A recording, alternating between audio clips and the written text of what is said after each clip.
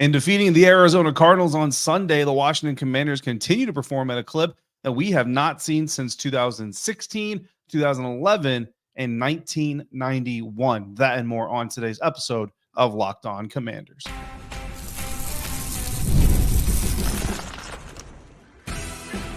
You are Locked On Commanders, your daily podcast on the Washington Commanders. Part of the Locked On Podcast Network, your team every day.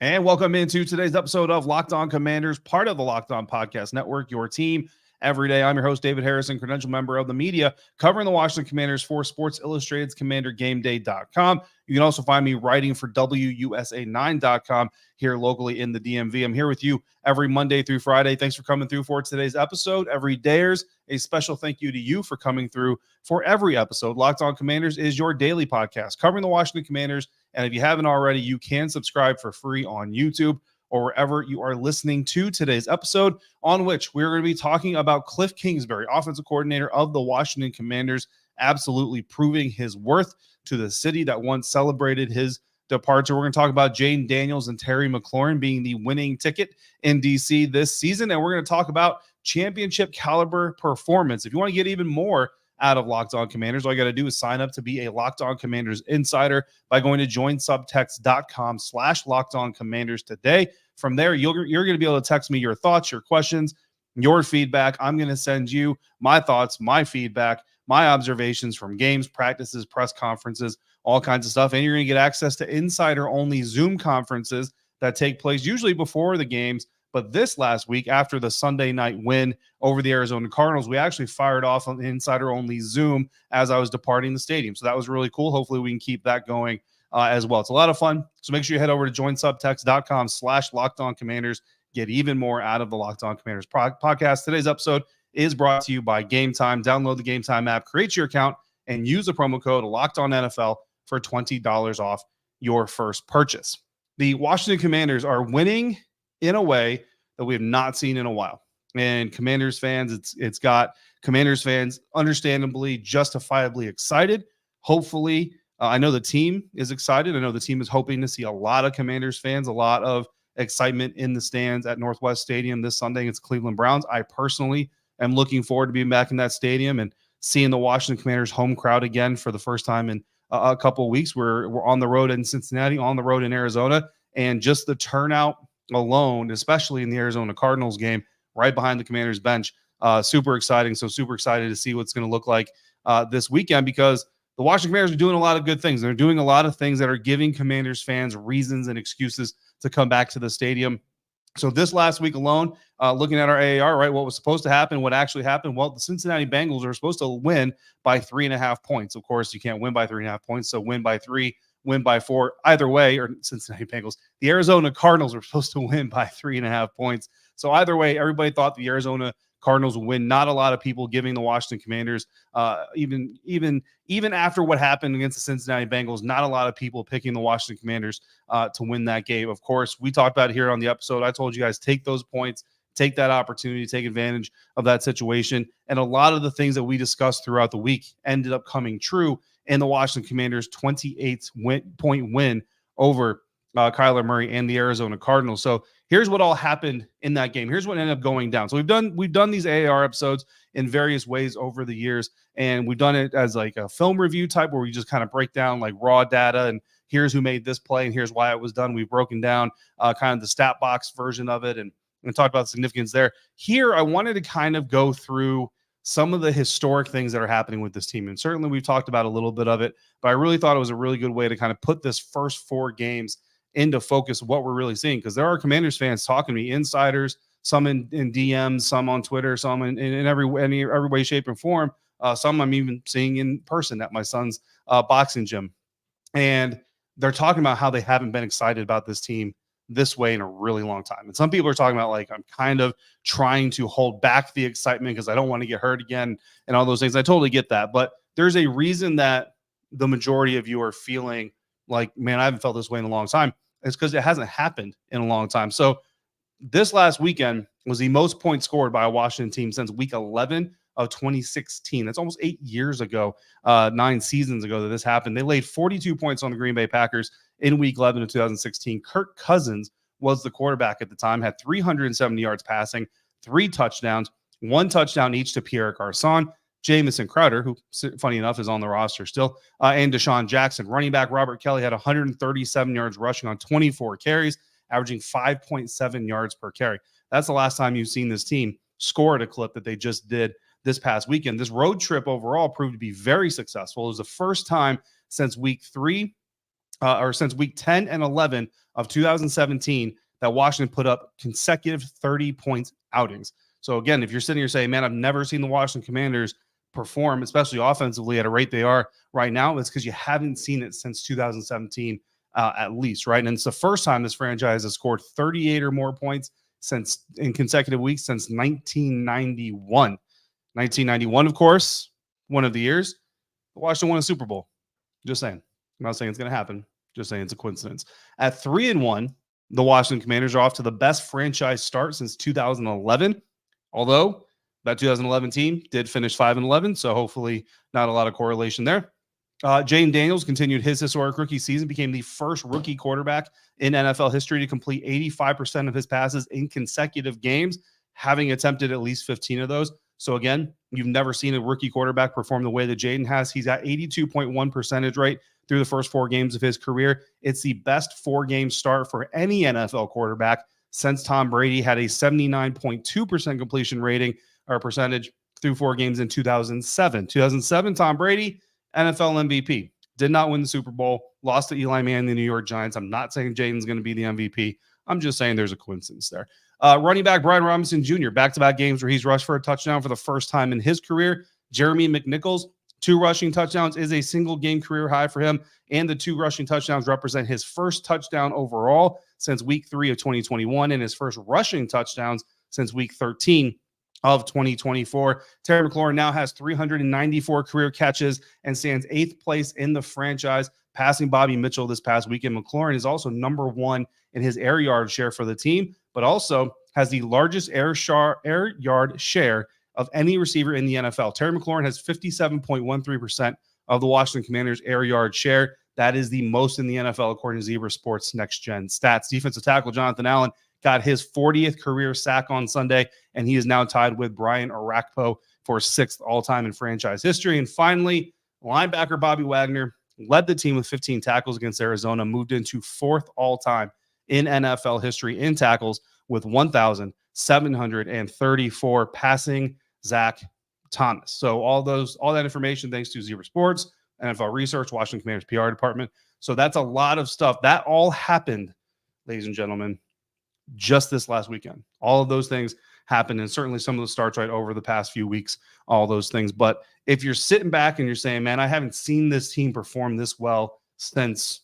and you're feeling that way, it's because you literally haven't seen it. And for a lot of these things, NFL eyes have never watched performances like these. So it's been great performance. It's been a lot of excitement, a lot of good things going on for the Washington Commanders. Dan Quinn called this last weekend's win the best team win that they've had. I would argue that's possibly the best team win that I've ever witnessed in NFL history. And, you know, I got to cover the Super Bowl winning Tampa Bay Buccaneers. And I say watching NFL history because COVID year, Tampa Bay Buccaneers wasn't there on ground for a lot of it, but certainly the best team win I've seen in person, right? I can give you that holistically.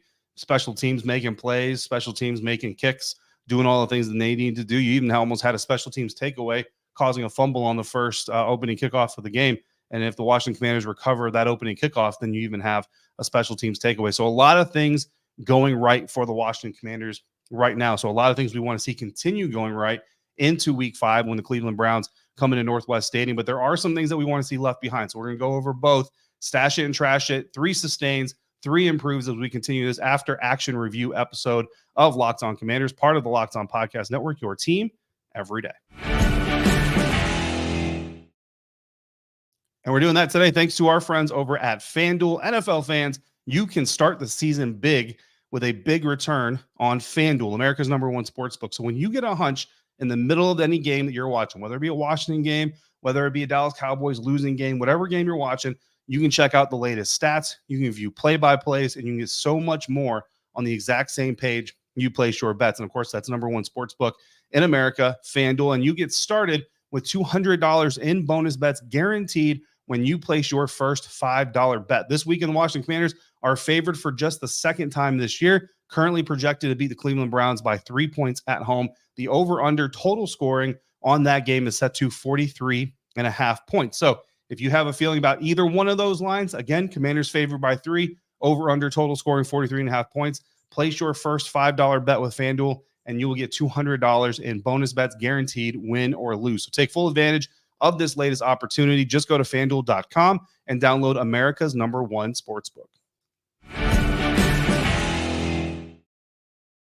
Continuing on now with our episode of Locked On Commanders. Thanks again for making Locked On Commanders your first listen of the day, every day, every dayers. Thanks for coming through the way you do. Stash it and trash it is what I call it at commandergameday.com. That article going up weekly. And here on the show, we call it our sustains and our improves. 3 things we want to see continue from the week before into the week that's to come.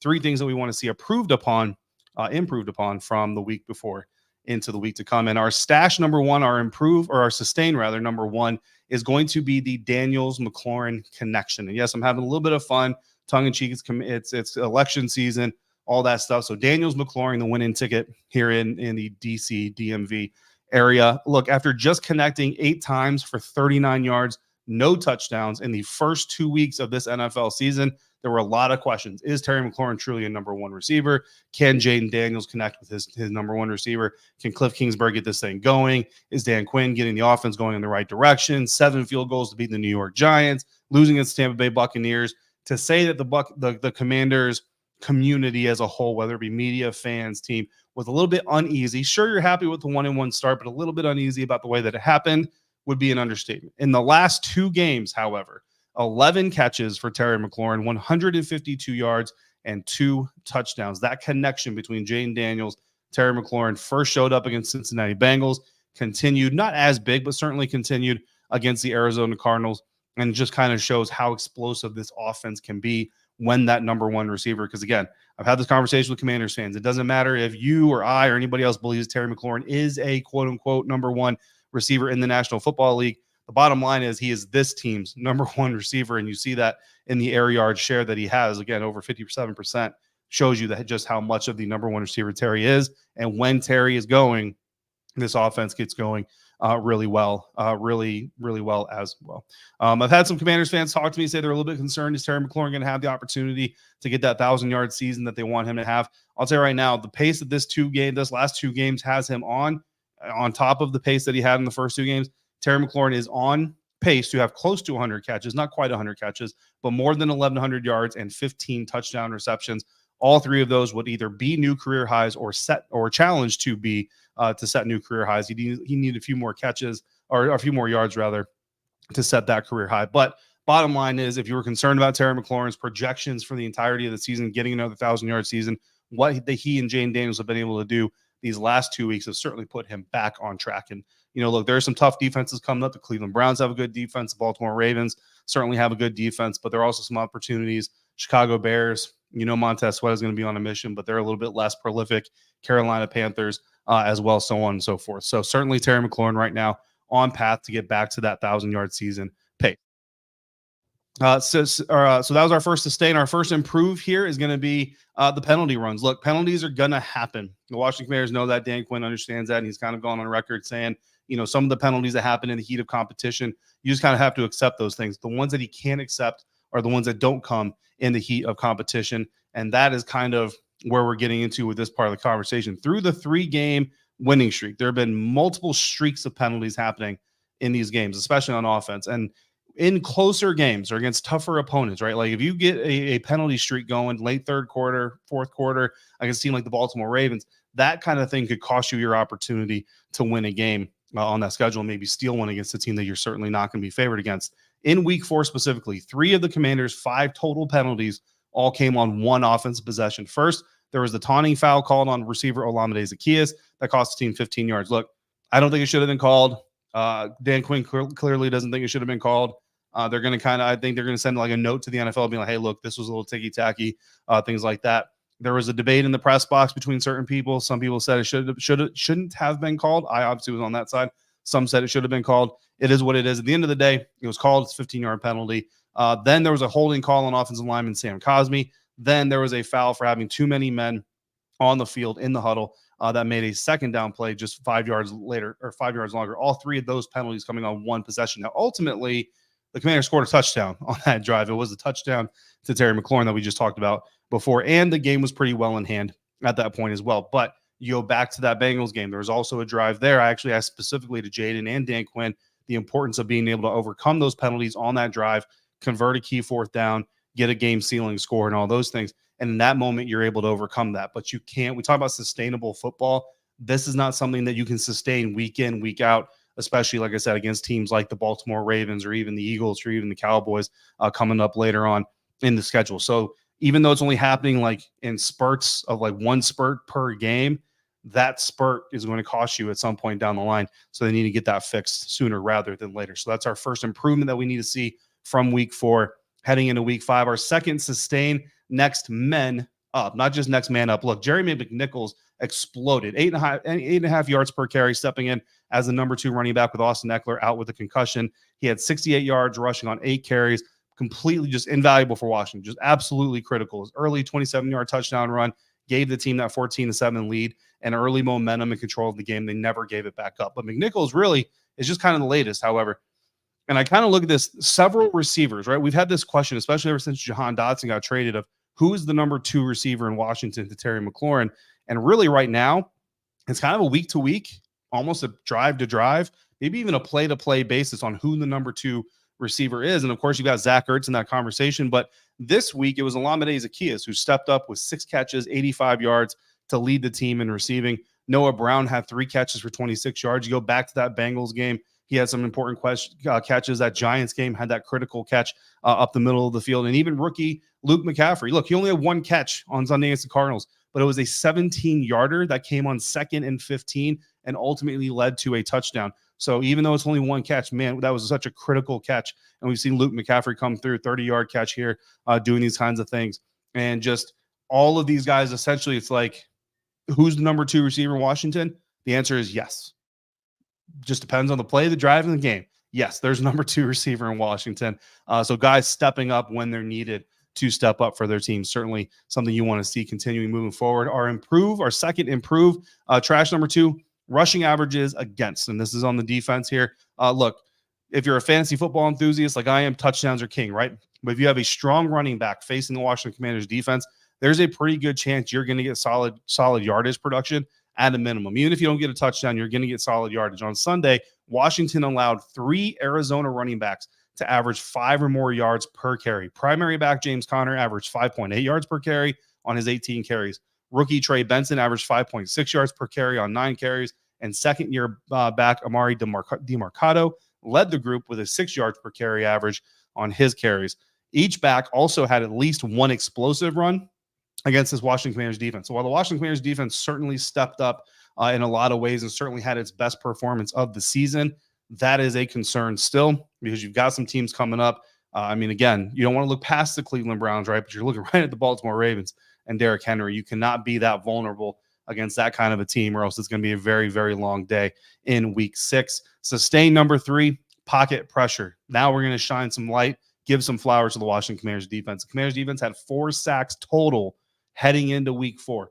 Defensive end Clelin Ferrell leading the team with 2 by himself, only played in weeks 1 and week 2. Didn't play in week 3, didn't play in week 4. On Sunday afternoon, the Washington Commanders defense, even without Clelin Ferrell, collected 4 sacks in 1 game. Defensive end Dorrance Armstrong Jr. caught up to Ferrell for the team lead with his 1.5 sacks. He had half a sack coming into it. So he and Clelin Ferrell now tied for 2 sacks at the top of the roster each. Linebackers Bobby Wagner and Frankie Louvu each got their first half sacks of the year.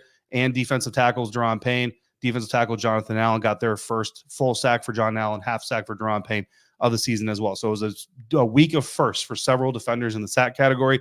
And when you consider how slippery Arizona Cardinals quarterback Kyler Murray can be, the ability to corral him and wrap him up 4 times, incredibly impressive. Definitely gives you a lot of confidence moving forward. And when you consider Kyler Murray had only been sacked 6 times total coming into week 4, and then they get him 4 times in 1 game. Certainly encouraging to see that from the Washington Commanders. And improve number 3, our final improvement that we want to see, turnover deficiencies. So the Washington Commanders defense also got their second takeaway of the season. Frankie Louvu forced and recovered the fumble all on his own to get that second takeaway. It was also the second fumble recovery for this defense this year. So both takeaways coming via fumble, meaning that the defense is yet to intercept a pass. Washington is currently one of just 4 teams that has yet to intercept a pass on defense, that joining the Cleveland Browns, Jacksonville Jaguars, and Tennessee Titans in that less than desirable category. The Commanders, Jags, and Titans, also the only NFL defenses with 2 or fewer takeaways this entire season. It's a bad area to be one of those only teams in that category, but it's also encouraging to know if they can figure that out, if they can get some takeaways on defense, think about how much better this team might be when you look at what they've done in these first 4 weeks. So certainly a reason to want to see them improve there, but some reasons to maybe be a little bit encouraged, because this defense still has room to grow. And you look at how this team overall is performing through these first 4 weeks. Speaking of the first 4 weeks, we've got a fan-voted game ball to give away coming up next on today's episode of Locked On Commanders, part of the Locked On Podcast Network, your team every day. And we're going to do that today thanks to our friends over at Game Time. Game Time has a new feature called Game Time Picks that makes getting tickets for your games, your concerts, your whatever live event you want to go to in your area even easier. Game Time Picks filters out the fluff to show you only incredible deals on great seats, so you don't have to waste time searching through thousands of ticket options. Curated deals make it easier to find the best price on great seats. For example, my Game Time Picks right now, either on the app or at gametime.co, now feature tickets to see the Cleveland Browns visit the Washington Commanders for $73, or the Boston Bruins visiting the Washington Capitals for $79. Plus, you can get all-in pricing on my app. I toggle the option on to give me all-in pricing, and from there, I get to the total price of my tickets up front.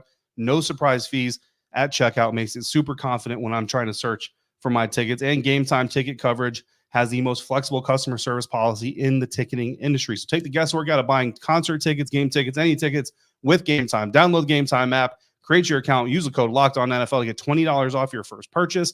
Terms apply. Again, create your account, redeem the code LOCKEDONNFL for $20 off. Download Game Time today. What time is it? Game time. Wrapping up today's episode of Locked On Commanders. A little bit later in the day on Tuesday. So I got home from Arizona. I actually made it to my house from Arizona at about 8 p.m. Monday night. I was just dog tired, as you can possibly imagine, changing time zones, doing what I had to do, taking care of what business I had to take care of and getting home. And then Tuesday morning, come in here to try to fire up to record this episode for you guys. And some of my equipment decided that while I was gone, it was going to check out. So I had to hook up with DoorDash. And fortunately, DoorDash delivers literally everything. That's not an ad read. That's actually just a free plug that we're going to share with them, because DoorDash hooked me up, allowed me to kind of keep working behind the scenes while the equipment that I needed to pull off today's episode came up. And so we're firing this thing off live here Tuesday evening. Appreciate all of you for coming through. And we're going to wrap up our AAR episode the way we do every week with a quote from head coach Dan Quinn. And after a win, a fan-voted game ball. So Dan Quinn's quote that I picked out from his press conferences he's given since the game ended was about offensive coordinator Cliff Kingsbury's offense and what makes it so effective. So Dan Quinn is a defensive-minded coach at heart. So the question was basically asked to him during one of the press conferences. I can't remember which reporter asked it, so I apologize for that. But it was a good one. I can tell you that because they're all good ones as far as I'm concerned. Was asked about, as a defensive-minded head coach, what makes Cliff Kingsbury's offense so effective. And Dan Quinn said, quote, "I think there's probably more than one thing, like most offenses, that are tough to defend. I'd say there's an element of tempo where it can be in and out and at the line, working some things, some with cadence, some without. Then there's the element, like I was hitting earlier, about the runs and play passes that go with it. And if you can make those two things look similar with gap schemes and pulls, and then be able to throw to the tight end and slants off of run action, that can make it challenging because your eyes are obviously at the line of scrimmage, ready to defend the run and then rip a play pass to go." And then I would say that the third element, which is not necessarily scheme driven, but it's Jaden, his ability to create a second play out on the move. And those are things that make it difficult. So it's run and play pass. That's combination. Then the combination of Jaden outside the pocket with his legs, creating some first downs. That's what makes it tough. But the tempo's a big part of it too. End quote. It was John Keim of ESPN that asked the question. In the transcription from the team, he says John. So the only John is John Keim. So John Keim with the great question. Dan Quinn with the great answer. Yeah, man. Look, Cliff Kingsbury's offense, like for as simplistic as it was, like I said, in the live insider Zoom that I had with my insiders after my live broadcast of the Locked On Commanders podcast out there at State Farm Stadium, we were talking about this, and somebody was talking about like they really liked how Cliff Kingsbury kind of just kept it simple, right? And this is something we talked about leading up to that game, where don't let the return to Arizona take the shine. The return to Arizona was huge for Cliff Kingsbury. He didn't let it go or let it known in the press conference, all those things, but it's huge. It's huge. It would be huge for anybody. It's human nature, right? But he didn't come out and complicate things. But in the simplicity of their scheme, like Dan just pointed out there are some complexities within it by itself, because sometimes they come to the line of scrimmage and they come no huddle and they come with a cadence. Like you said, they come with a call. Sometimes they go with the silent cadence and it's on Biotish to get everybody set and then snap the ball when it's time to run the play.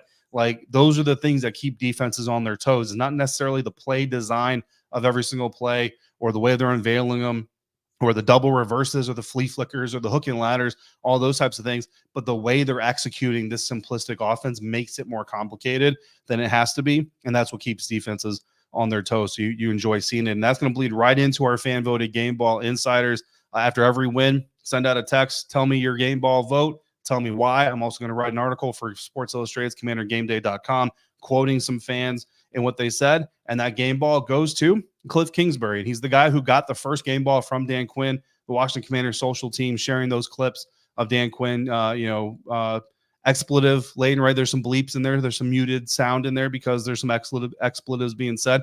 That's just kind of the heat of the battle type of thing. Gives the ball to Cliff Kingsbury, man, returning to Arizona and calling a masterful game, putting up 42 points on his former team. So, you got to love it. Honorable mentions, though. Cliff wasn't the only one that got votes, right? There were some honorable mentions there. Jeremy McNichols got some votes. The offensive line was a close third in general, which I loved. I love that you guys are seeing how well this offensive line is doing. I've actually been doing a little bit of research on Tyler Biotish myself. I'm trying to write something for CommanderGameDay.com pretty soon with all that information. Adam Peters for putting this roster together. It's funny that you guys actually voted for Adam Peters a little bit, because I saw AP after the game shook his hand and said, dude, the roster's looking really good. The staff is looking really good. I just congratulated him. He had a big old smile on his face, as you can imagine. Emmanuel Forbes got some votes. People really liked how he bounced back a little bit. 33 defensive snaps on the day. They really liked what he kind of did there. Benjamin St. Juste also getting some votes as well. So you guys are spreading the love through a lot of people, but Cliff Kingsbury winning that. Not even particularly close, to be quite honest with you. Jeremy McNichols was second. O-line was third.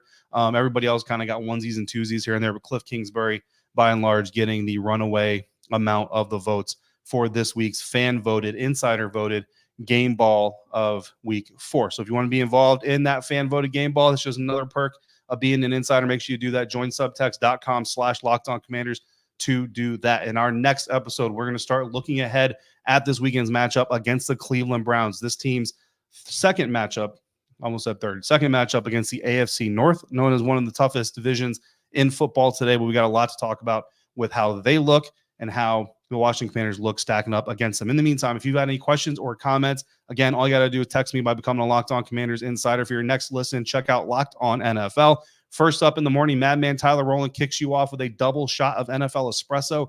Then roll through the barbershop with Tony Wiggins like I do every Wednesday afternoon for some real NFL talk. It's the all-new Locked On NFL, and it's twice a day. As always, thank you for making Locked On Commanders your first listen of the day, every dayers. Thanks for coming through on a regular basis like you do. And until we speak again, if you're out and about, please be safe, be kind, and I will see you next time for another episode of Locked On Commanders, part of the Locked On Podcast Network, your team every day.